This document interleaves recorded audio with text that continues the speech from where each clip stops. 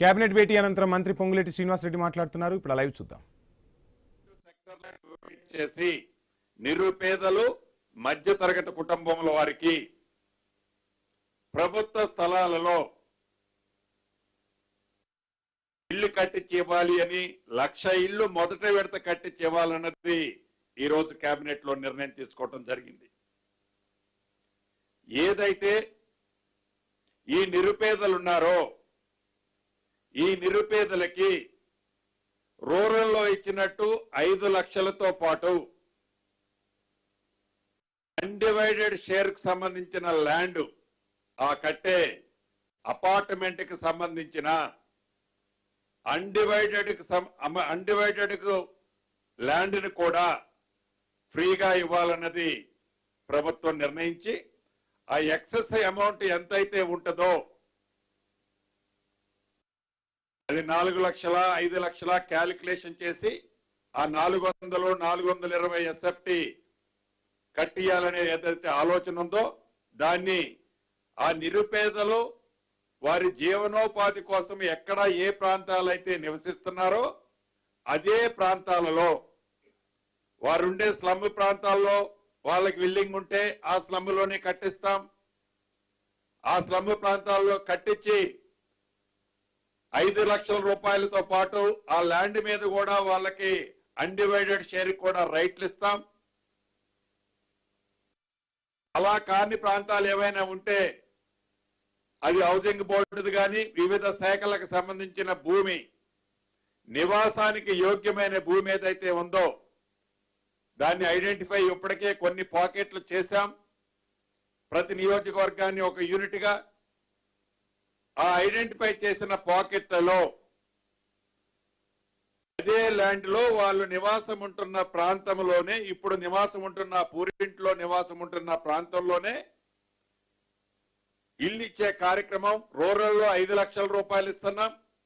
Urban లో 5 లక్షల రూపాయలతో పాటుగా అన్డివైడెడ్ షేర్ ల్యాండ్ ని కూడా ఇవ్వాలన్నది ఈ రోజు కేబినెట్ నిర్ణయించి దాని విధి విధానాలు ఆ బెనిఫిషరీని ఎలా సెలెక్ట్ చేయాలి, ఎంత అమౌంట్ మ్యాచింగ్ ఎవరైతే బెనిఫిషరీ ఉంటాడో వారికి ఇవ్వాలి అనేది ఈ ఎల్ఐజి స్కీమ్ లో నిర్ణయించడం జరిగింది. దానికి సంబంధించిన విధి విధానాలలో రాబోయే కపుల్ ఆఫ్ డేస్ లోనే ప్రకటించడం జరిగింది అఫీషియల్ గానే. అదే విధంగా ఎంఐజీకి సంబంధించింది కూడా కోర్ అర్బన్ ఈ 3 కార్పొరేషన్ పరిధిలో కోర్ అర్బన్ ప్రాంతంలో ఈ 3 కార్పొరేషన్ ప్రాంతంలో ఎంఐజీకి సంబంధించింది కూడా ఒక 30% హౌజెస్ కట్టాలని, దాంట్లో అన్డివైడెడ్ ల్యాండ్ తో పాటు ఆ కన్స్ట్రక్షన్ ఫ్రీ హోల్డ్ ఎవరికైతే ఇస్తారో కొనుక్కుంటారో అది నార్మల్ ప్రాఫిట్ తో పెట్టి ఆ వచ్చిన నార్మల్ అమౌంట్ ని ఈ ఎల్ఐజిలో యూటిలైజేషన్ చేయాలన్నది ప్రభుత్వం యొక్క ఆలోచన. ఈ సిస్టమ్ మొత్తాన్ని విధి విధానాలని పూర్తిగా రాబోయే కొద్ది రోజుల్లో చేయటం జరుగుద్ది. ఈ కోర్ అర్బన్ లోని 3 కార్పొరేషన్లో 1,00,000 ఇళ్లకి మొదటి విడత ప్లాన్ చేయటం జరుగుతుంది. గతంలో 2 BHK ఏవైతే కట్టారో ఎన్ని కట్టినా వాటికి వీటికి డిఫరెన్స్ ఉంది. ఆనాడు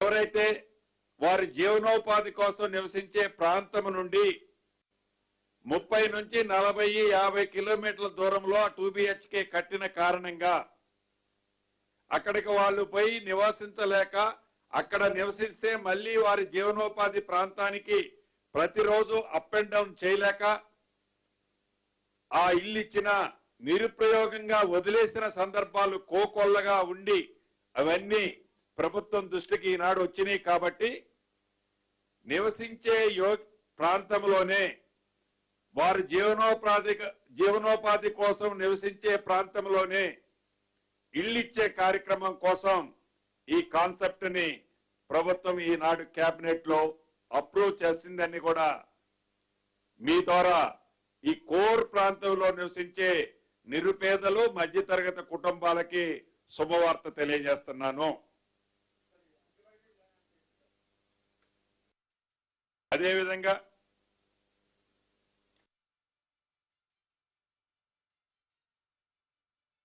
గోదావరి పుష్కరాలు వచ్చే సంవత్సరం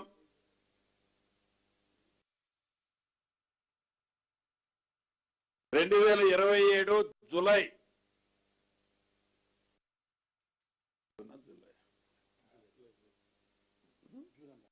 జూన్ 26వ తారీఖు నుంచి 2027 జూన్ 26వ తారీఖు నుంచి గోదావరి పుష్కరాలు స్టార్ట్ అవుతున్నాయి. దానికి సంబంధించిన అంశంలో ఈరోజు కేబినెట్ లో ఈ పుష్కరాల కోసం 1000 కోట్లకి నిధులు వివిధ వర్కుల కోసం శాంక్షన్ చేయడం జరిగిందనేది కూడా సంతోషంగా తెలియజేస్తున్నాను. అదే రకంగా రాష్ట్రంలోని అన్ని జూనియర్